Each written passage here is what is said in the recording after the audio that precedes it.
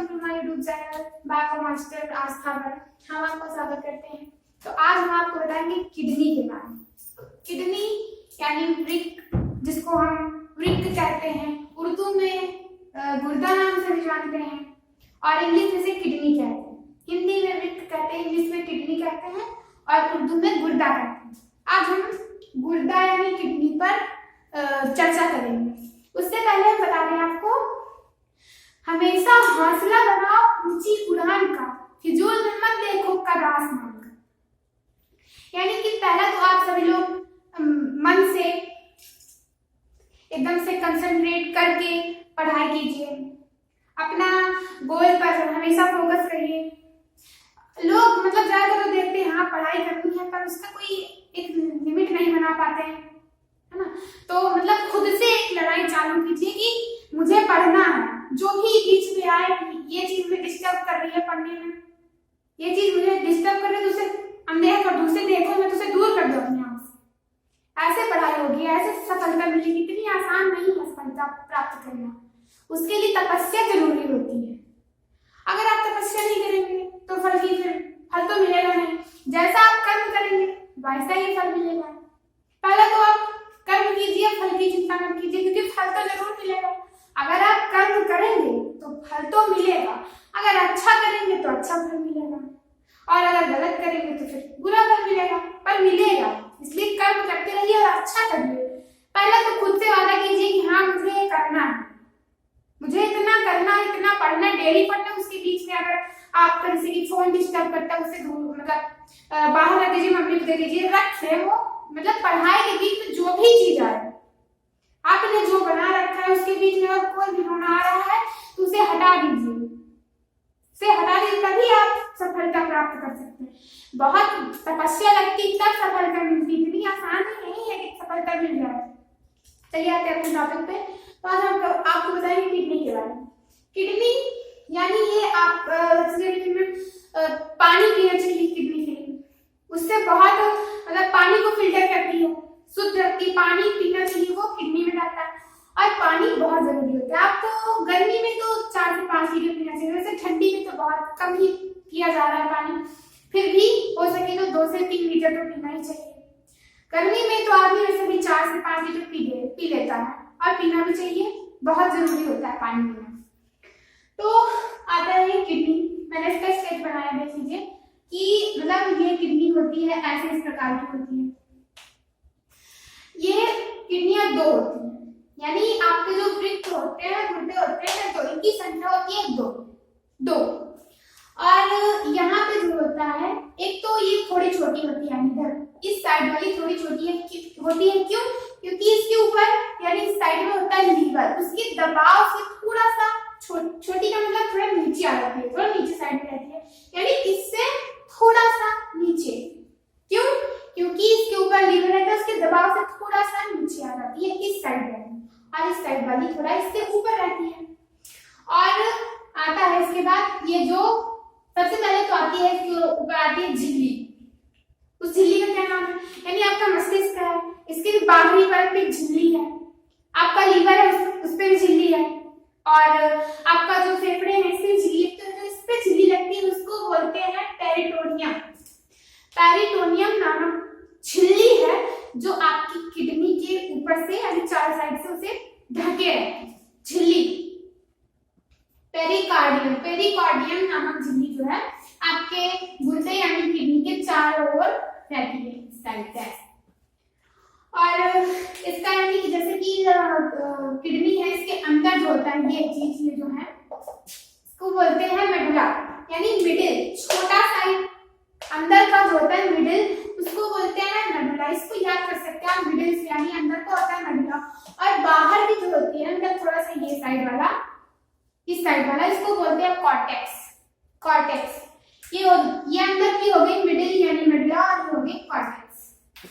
और इधर है फिर ये, जहां से आपकी किडनियां दोनों आपस में जुड़ी होती है। आपस का मतलब जो ये होता है, इसके बाद इससे जुड़ी होती हैं, इसे बोलते हैं रेनल हाइलम। जहां से आपकी किडनी यानी ये स्थान जो है, इसे बोलते हैं रेनल हाइलम।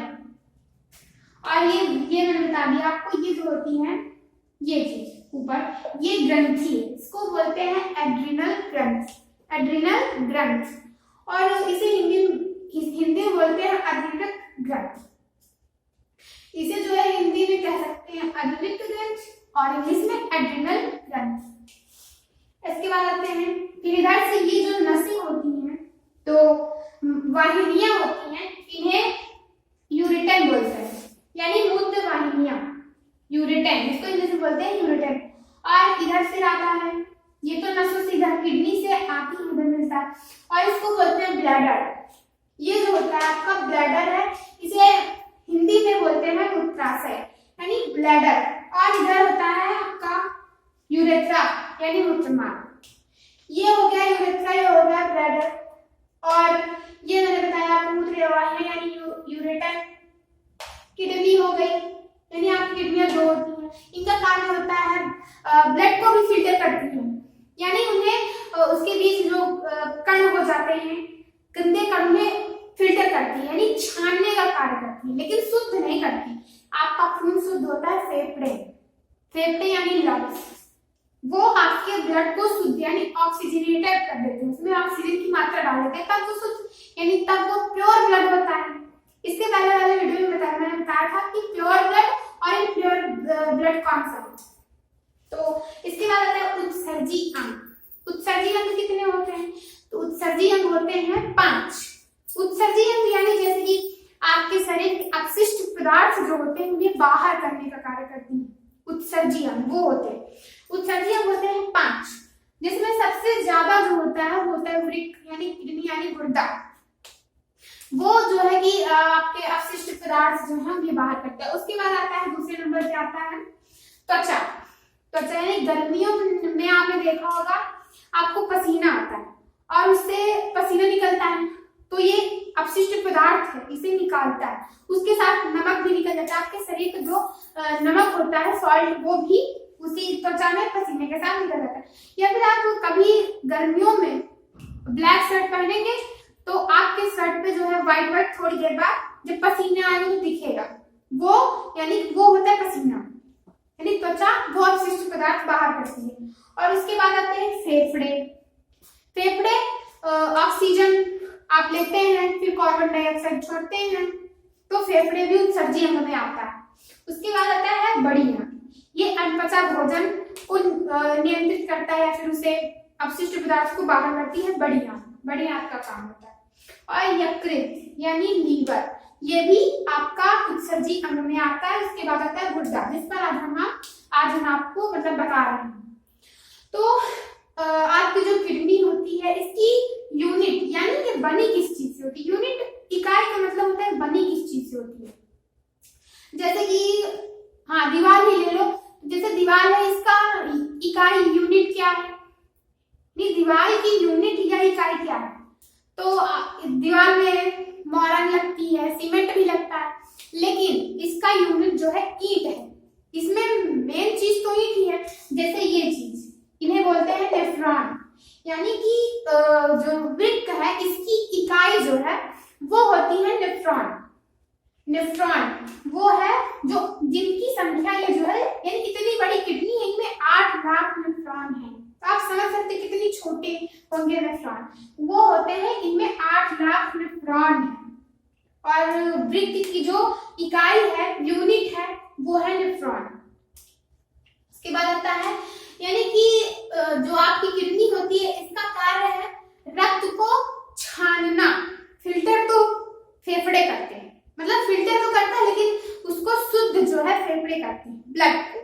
और उसके बाद है जो आपका मतलब जैसे कि आप किडनी है, इधर से किडनी पहले तो मैं बता दूं आपको यूरिया होती है, यूरिया होती है और होता है अमोनिया। अमोनिया ये बहुत ही खतरनाक है। अमोनिया जो आपके लीवर में बनता है, अमोनिया आपके लीवर में बनती है और फिर लीवर का क्या करता है, लीवर इसको यूरिया में, यानी यूरिया भी खतरनाक है पर अमोनिया से कम, यानी कि इस खतरनाक से कम खतरनाक यानी यूरिया में ट्रांसफर कर देता है आपका लीवर। उसके बाद और लीवर जो है किडनी को ट्रांसफर कर देता है।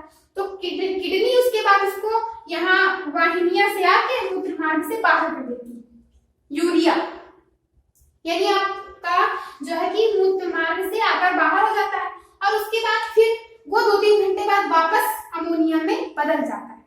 इसलिए लोग जैसे कि बस स्टेशन पर आप किसी दीवार की सरकारी दीवार पर लोग बाथरूम कर देते तो वो बहुत महकता है। क्यों? क्योंकि पहले तो वो यूरिया में रहता है, यानी पहले अमोनिया बनता है, फिर लीवर उसको चेंज करके यूरिया में कर देता है और उसके बाद किडनी उसको बाहर कर देती है, लेकिन वो 2 घंटे बाद फिर 2 या 3 घंटे बाद फिर से वो अमोनिया में बदल जाता है। और अमोनिया जो है बहुत खतरनाक होती है, जहां देखेंगे आप 2-3 साल बाद वो दीवार ही गिर जाती है, इतना खतरनाक होता है ये अमोनिया। और उसके बाद यही है कि गंध जो है अमोनिया के कारण आती है, गंध जो है अमोनिया के कारण आती है। और जहर को जो निष्क्रिय करता है वो किडनी होता है। जैसे कोई दारू पीता है तो आप लोग तुरंत लगा देते किडनी को, तुरंत मतलब किडनी को खराब करता है, नहीं, दारू जो है पहले लीवर को खराब करती है।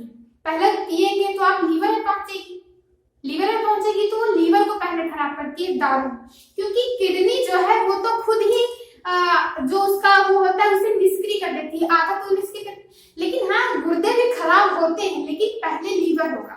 अगर आपसे पहले पूछे पहले कौन खराब होता है तो पहले आपका लीवर यानी यकृत खराब होता है, उसके बाद किडनी खराब होती है, क्योंकि किडनी जो है खुद ही जहर को निष्क्रिय कर देती है।